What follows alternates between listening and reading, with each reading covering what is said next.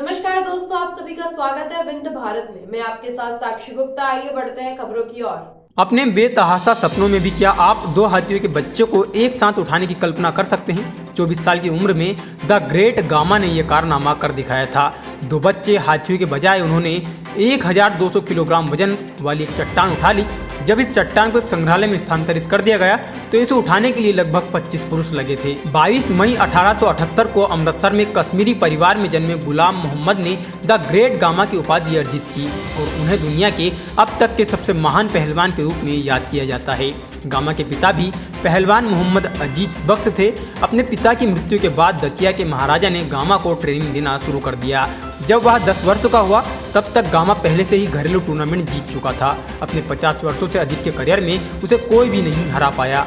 15 अक्टूबर 1910 को गामा को विश्व हेवीवेट चैंपियनशिप के भारतीय संस्करण से सम्मानित किया गया था। महान बनने से पहले गामा ने खुद को अनुशासित करने के लिए कठोर ट्रेनिंग कार्यक्रम का पालन किया। अकेले उनका आहार गरिष्ठ था, जिसमें 7.5 लीटर दूध और 600 ग्राम बादाम का पेस्ट शामिल था। गामा के आहार में प्रतिदिन 2 गैलन दूध में 1.5 पाउंड बादाम का पेस्ट और फलों का रस मिलाया जाता था।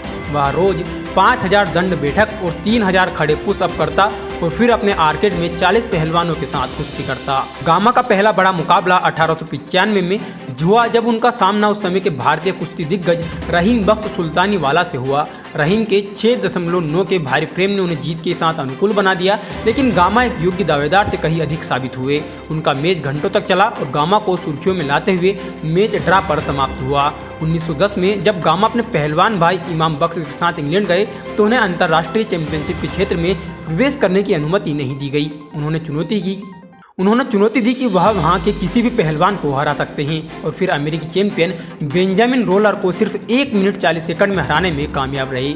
एक पोलिश चैंपियन स्टेनिलोस उनके अगले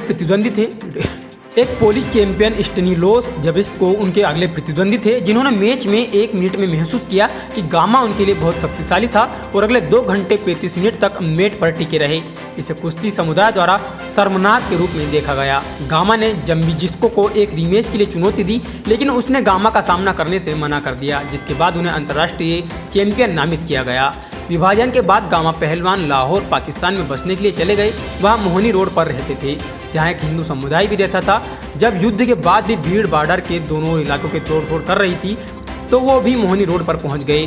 गामा ने अपनों से ही हिंदुओं की जान बचाने की कसम खाई। जब भीड़ उनके सामने आई तो वह हिंदुओं के बचाने सामने आ गए, जिसके बाद किसी ने भी हिंदुओं के खिलाफ उंगली उठाने की हिम्मत नहीं दिखाई। इस घटना के बाद आंखों में आंसू लिए गामा समुदाय को बॉर्डर पर ले गए, यहाँ तक कि उन्हें एक सप्ताह तक भोजन दिया और सुरक्षित भारत पहुँचाने के लिए उन्हें विदाई दी। दुनिया के सबसे महान पहलवान ने दिल से संबंधित बीमारी से पीड़ित होने के बाद दयनीय स्थिति में दुनिया को छोड़ दिया। मुश्किल की घड़ी में भारतीय उद्योगपति GD बिरला उन्हें हर महीने गामा को 2000 रुपये भेजते थे, जिसके बारे में सुनकर पाकिस्तानी सरकार ने भी उनकी मदद के लिए उनकी पेंशन बढ़ा दी थी। अपने 82वें जन्मदिन के ठीक 1 दिन बाद पहलवान जीवन के साथ अपना मुकाबला हार गया और 23 मई 1960 को उनकी मृत्यु हो गई। फिलहाल के लिए इतना ही। खबरों का सिलसिला लगातार जारी है, बनी रहिए विंध्य भारत के साथ। नमस्कार।